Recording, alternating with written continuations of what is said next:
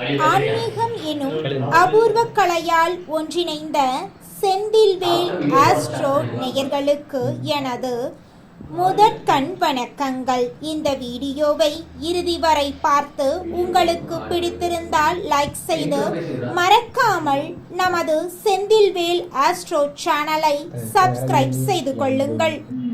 அன்பு நேயர்களுக்கு இனிய வணக்கம். மீனம் ராசிக்கார நேயர்களுக்கு நம்ம இன்னைக்கு வீடியோ பதிவுக்கு முழுமையா போறதுக்கு முன்னாடி முருகரை மனதார வணங்கிட்டு வீடியோ பதிவுக்குள்ள போகலாங்க. ஓம் முருகா போற்றி, ஓம் முருகா போற்றி, ஓம் முருகா போற்றி. எனைக்காக்கும் முருகனே போற்றி. நல்லதே நடக்கும், நல்லது மட்டும்தான் நடக்கும். நீங்கள் உண்மையானவங்க, நேர்மையானவங்க. உண்மைக்கு புறம்பா எந்த காலத்திலையும் எந்த ஒரு செயலையும் செய்ய மாட்டீங்க. உங்களை பொறுத்த வரைக்கும் தான் மட்டும் நல்லா இருக்கணும் அப்படிங்கிற சுயநலம் கிடையவே கிடையாது. உங்களை சுற்றி இருக்கக்கூடிய எல்லோருமே நல்லா இருக்கணும் அப்படிங்கிற பொதுநல குணத்தோடு நீங்கள் வாழ்ந்துக்கிட்டு இருக்கீங்க.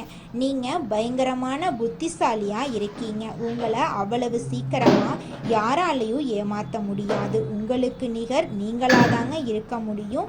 நீங்கள் நினச்சா மட்டும்தான் எதையும் இழக்கவும் முடியும், எதையும் பெறவும் முடியும். நீங்கள் எல்லார்கிட்டையும் ஈஸியாக பழகக்கூடியவங்களாம் இருக்கீங்க. அதனால் உங்களுடைய நட்பு வட்டம் பெரிய லெவலில் இருக்குதுங்க.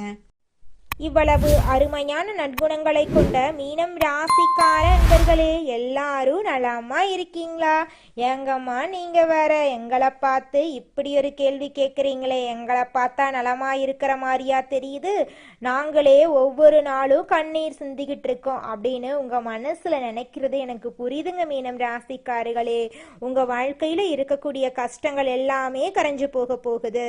உங்களுடைய ஆசைகள் கனவுகள் எல்லாமே நிறைவேற போகுது. உங்களுடைய உடல்நிலை ஆரோக்கியமா இருக்க போகுது. திருமணமாகாதவர்களுக்கு திருமண தடை நீங்கி உங்களுக்கேற்ற சரியான வாழ்க்கை துணையோடு திருமணம் நடக்க போகுதுங்க. குழந்தை பாக்கியம் இல்லாதவர்களுக்கு குழந்தை பாக்கியம் கிடைக்க போகுதுங்க. பூர்வீக சொத்து ரீதியாக இருந்த அனைத்து பிரச்சனைகளுக்கும் தீர்வு கிடைக்க போகுது. உங்களுக்கு வரவேண்டிய பூர்வீக சொத்து உங்க கையில வந்து சேர போகுதுங்க. படிச்சு முடிச்சுட்டு வேலை தேடிட்டு இருக்க இளைஞர்களுக்கு படிப்புக்கும் தகுதிக்கும் ஏற்றால் போல வேலையெல்லாம் கிடைக்க போகுதுங்க. இந்த வீடியோ பதிவு முழுமையாக மீனம் ராசிக்காரர்களுக்கானதுங்க. மீனம் ராசியில பிறந்தவர்களின் வாழ்க்கையில இருக்கக்கூடிய சவால்கள், அந்த சவால்களை எப்படி சமாளிக்கிறது அப்படிங்கிறத பற்றி நம்ம இன்னைக்கு இந்த வீடியோ பதிவில் விரிவாக தெரிஞ்சுக்க போகிறோம். வாழ்க்கையில் நல்ல தகவல்களும் நல்ல விஷயங்களும் கிடைக்கிறது அரிதுங்க. எங்க திரும்பினாலும் மனதை பதற வைக்கும் செய்திகள், காட்சிகள் நிறைய நிறைஞ்சிருக்கு இந்த உலகத்துல. இந்த சூழ்நிலையில நம் பதிவுகள் புத்துணர்ச்சியை ஏற்படுத்துறதா உங்களுக்கு இருக்கும். இருள் சூழ்ந்த வாழ்க்கையில ஒளியை கொண்டு வந்து சேர்க்கும் அப்படிங்கிறத நான் முழுமையா நம்புறேங்க. இந்த பதிவு மீனம் ராசிக்காரர்களுக்கு மிகவும் முக்கியமான பதிவா அமைஞ்சிருக்கு. மீனம் ராசிக்காரர்களுக்கு அலட்சியம்தான் முதல் எதிரியா இருக்கு. இவர்கள் வாழ்க்கையில முக்கியமான விஷயங்கள்ல அலட்சியமா இருக்கிறதுனால எளிதில் கிடைக்கக்கூடிய நல்ல விஷயங்களை கூட தவற விட்டுறாங்க. 35 40 வயசுக்கு பிறகுதான் யார் நல்லவங்க யார் கெட்டவங்க அப்படிங்கிறது இவங்களுக்கு புரியுது. அதுவரைக்கும் அனைவரிடமும் வெளிப்படையா பேசி தங்கள் பலம் மற்றும் பலவீனத்தை தேவையற்றவர்களிடம் பகிர்ந்து கொள்றாங்க. மேலும் யாரையும் வேகமாக நம்பி பெரிய விஷயங்கள்ல இவங்களுக்கு முக்கியத்துவம் கொடுக்கறாங்க. மீனம் ராசியில சொல்லும் இடத்துல அமைதியை உருவாக்கணும். கோபம், சண்டை போன்ற சூழ்நிலைகள்ல உங்கள் அமைதியான முகமும் சாந்தமான பேச்சும் மற்றவர்களை அமைதிப்படுத்தணும். எந்த இடத்துல யார் கோபமா இருந்தாலும் உங்க முகத்துல உங்க அமைதியை கண்டு அவர்கள் சாந்தமா மாறணும். சனி பகவானின் தாக்கத்தால மீனம் ராசிக்காரர்களுக்கு உடல் ரீதியாகவும் மன ரீதியாகவும் பிரச்சனைகள் வரலாம். மனசுல தேவையற்ற பயம் ஏற்பட்டு எந்த ஒரு விஷயத்தையும் செய்ய விடாம தடுக்கலாம். அதை கண்டு நீங்க அச்சப்படக்கூடாது. பயத்தை விட்டுட்டு நல்லதே நடக்கும் அப்படின்னு நம்புங்க. நிச்சயமா உங்க வாழ்க்கையில நல்லது தாங்க நடக்கும். கெட்டதுங்கிற பேச்சுக்கெல்லாம் துளி கூட இடமே கிடையாதுங்க. தினமும் உடற்பயிற்சி செய்யுங்க. உடலை சீரா வச்சுக்கிறதுக்கு தேவையான உடற்பயிற்சிகளை மேற்கொள்ளுங்க. தியானம் செய்யுங்க. அமைதிதான் மீனம் ராசிக்காரங்களோட சிறந்த நண்பனா இருக்கு. பயம் மிகப்பெரிய எதிரியா இருக்கு. பயம் குழப்பத்தையும் பதட்டத்தையும் உருவாக்கும். கிரக நிலைகள் பலவிதமான பலன்களை கொடுக்கும். அதனால வாழ்க்கைய ரசிக்க கற்றுக்கொள்ளுங்க. இயற்கைய காதலியுங்க. ஒவ்வொரு நொடியையும் அனுபவிச்சு வாழ கத்துக்கோங்க. அப்பத்தாங்க உங்க வாழ்க்கை அருமையா இருக்கும். உங்க வாழ்க்கையில இது நாள் வரைக்கும் இருந்த அனைத்து துன்பங்களும் இனி வரக்கூடிய காலங்கள்ல காணல் நீரா கரைஞ்சு போகுதுங்க. குலதெய்வம் எங்கேயோ இருக்குது, என்னமோ இருக்குது அப்படிலாம் நீங்க நினைக்க வேண்டாங்க. நீங்க எங்கிருந்தாலும் ஒரு தீபம் ஏற்றி வச்சு அந்த தீப ஒளியில தெய்வங்கள் இருக்கிறாங்க அப்படின்னு நினைச்சு வழிபாடு செய்யுங்க. குலதெய்வமே தெரியாவிட்டாலும் வீட்டில் தீபம் ஏற்றி வச்சு ஏதாவது ஒரு நல்ல நாள்ல குலதெய்வத்தை நினைச்சு வழிபாடு செய்யுங்க.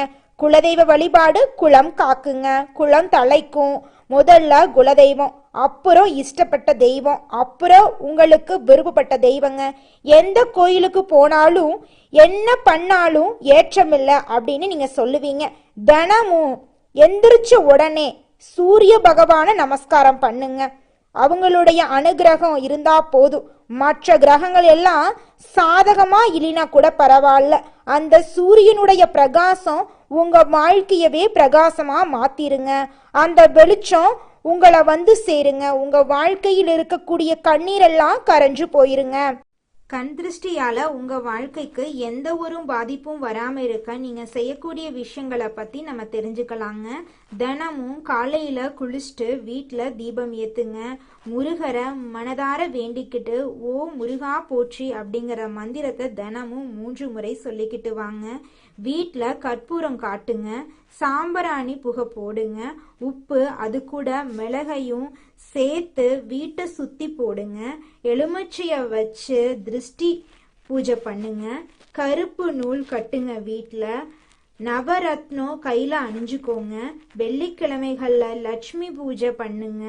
செவ்வாய்க்கிழமைகளில் மறக்காம முருகரை மனதார வேண்டிக்கோங்க. சனிக்கிழமைகளில் சனி பகவானை வேண்டிக்கோங்க. உங்க வாழ்க்கையில எந்த ஒரு திருஷ்டியும் எந்த பாதிப்பையும் ஏற்படுத்தாது. வீட்டுக்கு முன்னாடி எலுமிச்சை மிளகாயை தொங்க விடணும். கல்லுப்பு ஒரு கிண்ணத்துல வச்சிடணும். வீட்டில் துளசி செடி வளர்க்கணும். பூஜை அறைய சுத்தமா வச்சுக்கணும்.